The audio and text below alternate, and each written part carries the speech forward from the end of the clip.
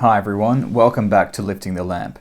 And in this video, I'm going to tell you about a tool that I recently discovered, which has been of immense benefit to me as a tool for self-improvement and self-discovery, including on the spiritual path. That tool is the Enneagram test, and I'm going to explain more about that test to you now. So what is this Enneagram test? Well, I guess you could say it's a personality test. It's talking about the unconscious drivers of a person, which can express themselves in many different ways, in many different behaviors, depending on the person, which might be more in the domain of personality. So, for example, the Myers-Briggs test is much more about the way that a person expresses themselves, which is typically associated with the personality. The Enneagram test goes deeper than that, and for that reason I found that it gives much deeper answers to questions about who we are and what motivates us, and what we need to overcome our biggest personal issues in life, our biggest negative attitudes that are stumbling blocks to our further progress, and to be happy and fulfilled individuals. So what is the Enneagram test? It's a test that you can do much like a typical personality test, which will categorize you into one of 9 types. And each type of person is determined by the deepest unconscious drive that they have. And each type is described in terms of a number from 1 to 9. So you've got the type 1, which is known as the reformer. This is a person who wants everything to be perfect. They've got very high moral and ethical standards, and they want to improve the world by encouraging people to do what is right and make sure that what is right is what is being done in the world. The type 2 is known as the helper. This is a person who gives all of their time to other people,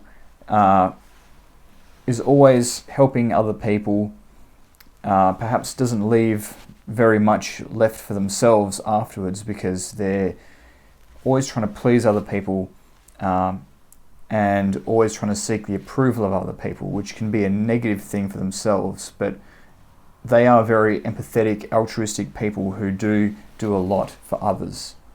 Type 3 is the achiever. This is a person who is very driven by the need to be successful in life. That is their number one drive, and to be seen to be a success by other people. Very driven by their individual goals, and very keen to move ahead in life. Number 4 is known as the individualist. This is a person who's very introspective, very moody, but also very intuitive and creative. So very similar to the sensitive artist archetype, you could say. And what is important to a 4 is really self-discovery, self-actualisation, and authentic, unique experience. Now, type 5 is often called the investigator. This is a person who is very rational, very logical, very analytical, very intellectual. A person who is always researching things, always doing a deep dive, looking for more information, values learning things, values being knowledgeable, and really wants to be seen as knowledgeable, wants to have an explanation for everything and accumulate as much knowledge as they can. Type 6 is the loyalist. This is a person that you definitely want on your side as a friend, because as the name suggests, they're fiercely loyal, they can be very protective, and they can really fight for what is important to them, but they can also paradoxically become very anxious and feel very defensive or very uncertain about their situation in life. So these are very diligent individuals, and the thing that they value most is to find safety and security. To protect those things and people that are important to them and to feel protected themselves. Okay, the type 7 is known as the enthusiast. This is a person who is very fun-loving, excited, has a real zest for life. They're the life of the party. And they can be drawn in many different directions as they try and satisfy their thirst for new experiences. This is a person who above all wants to find enjoyment and happiness in life and for life to be fun. They're a very confident type and they can also be very creative. Type 8 is known as the challenger. This is a person who has a very strong sense of self-reliance and self-determination, very strong opinions, somebody who must do everything their way, and will be very argumentative and lock horns with anybody who thinks differently. This can be a positive trait, particularly in situations of stifling conformity. It can be a breath of fresh air to have a person like this, but the stubbornness of the 8 can also manifest in negative ways, obviously. The thing that the 8 values above all else is their own self-reliance. The final type is type 9, known as the peacemaker. This person will be very diplomatic. They will always try and appease another person, try and find common ground, avoid conflict at all costs, in order to restore peace in their environment. To have peace is the thing that the 9 values above all else, but because of that inner drive, they can, like the 2, sometimes be too self-abnegating and forget about their own needs as they try and appease others to create that peace. And so you've got these 9 types, and then they are arranged on a diagram that's known as the Enneagram. It sort of looks like a truncated star with 9 points. The Enneagram, it's, as a symbol, its origins are shrouded in mystery, but we know that it comes down to us today from G.I. Gurdjieff, the founder of the Fourth Way School, who is one of the most important spiritual figures of the 20th century, particularly in esotericism. And although he did not talk about the 9 types, the use of the Enneagram for the Enneagram types is consistent with many of Gurdjieff's underlying philosophical ideas, like the work on oneself, understanding our personality at a deep level, trying to get rid of some of the unhelpful ego complexes that we have in order to release the essence of who we truly are. And so the 9 types are arranged on this Enneagram at various points, indicating various different ways that they interact with one another and relationships they have to one another. And each has got positive traits associated with it, as well as negative traits.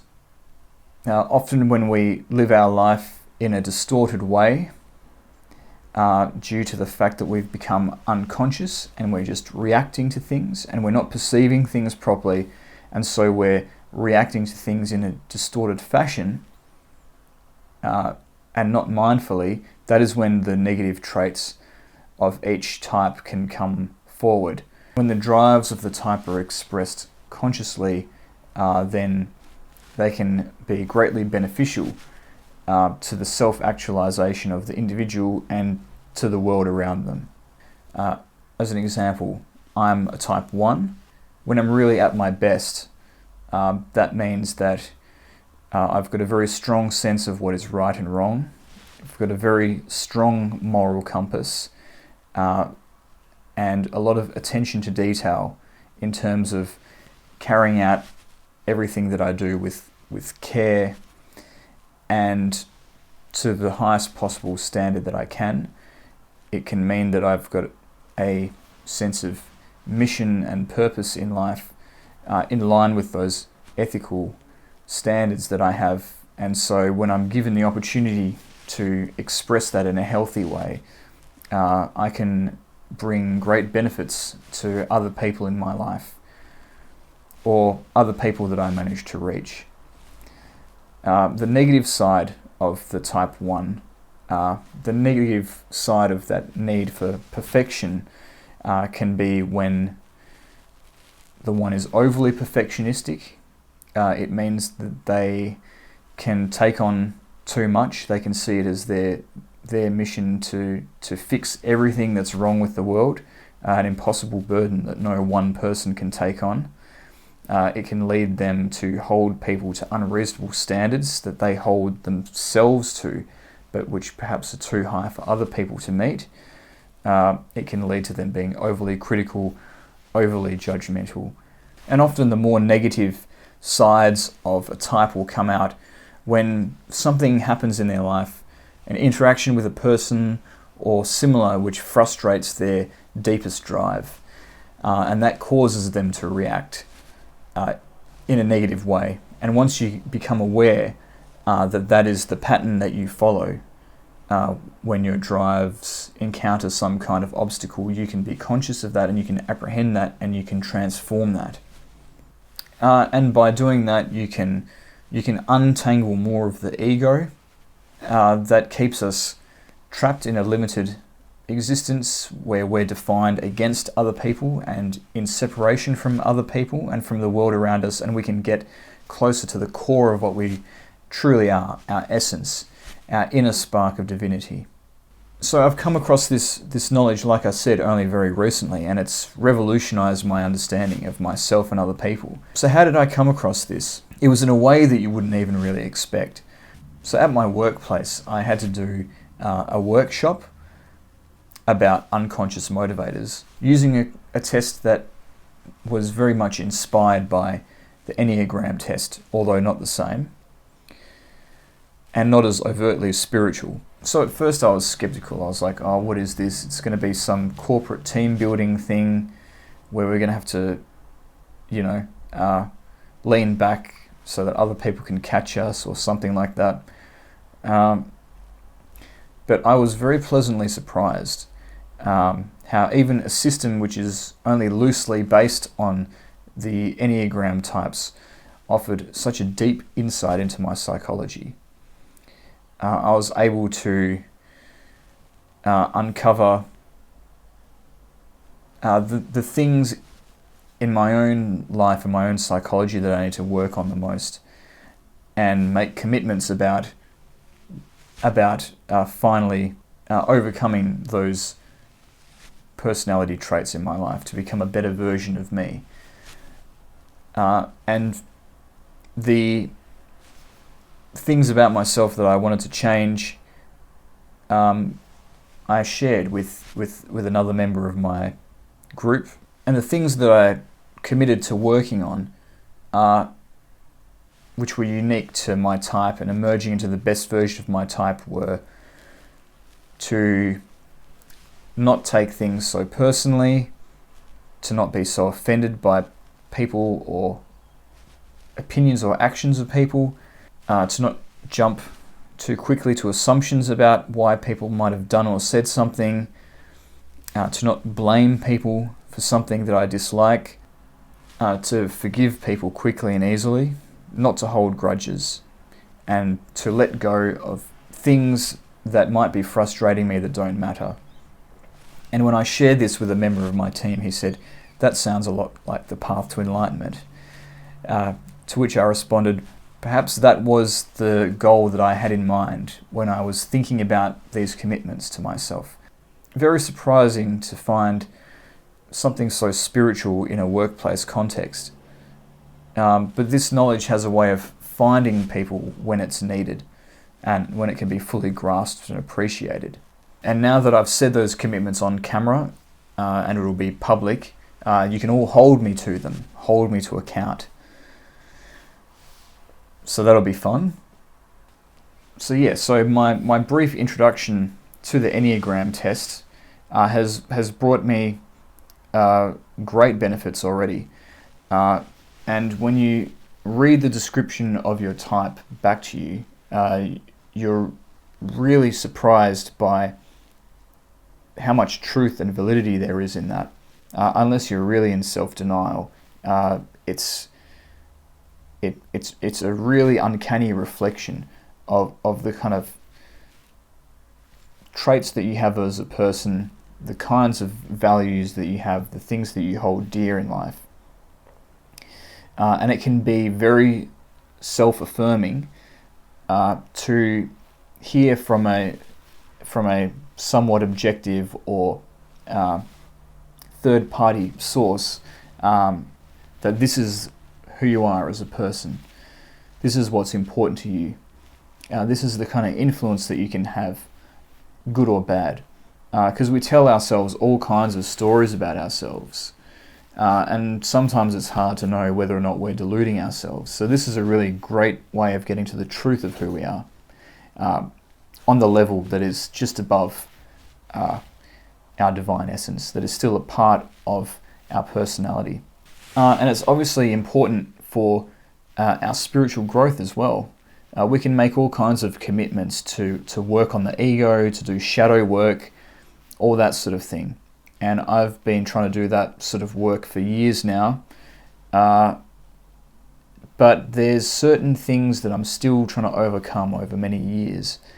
And those things that I'm still struggling with match to a T the negative traits of the type 1. So hopefully, as I delve more into the Enneagram test and the literature surrounding that, I can find ways of really starting to break down those final barriers between me and overcoming an ego-based existence to be in a more soul-based or spirit-based way of operating and identifying. And of course, another way that this Enneagram test is good for the work on oneself is in the fact that you can listen to other people who might give you advice on how to be the best that you can be, how to overcome negative personality traits and negative self-sabotaging habits. But that person may very well be speaking from experience and speaking to things which specifically affect their type more than others. And that's all well and good if you belong to the same type. But if you don't, perhaps there are other things that you need to be working on. So it's certainly been an eye-opener for me in terms of when I'm talking about the work on oneself in these videos, how much am I just speaking to my own type? The videos that I've done so far are on pride, conceit, and anger, all things which affect the type 1. So that's been something for me to reflect on as well, as I seek to teach other people and help other people with this knowledge. So where should you go to do the Enneagram test?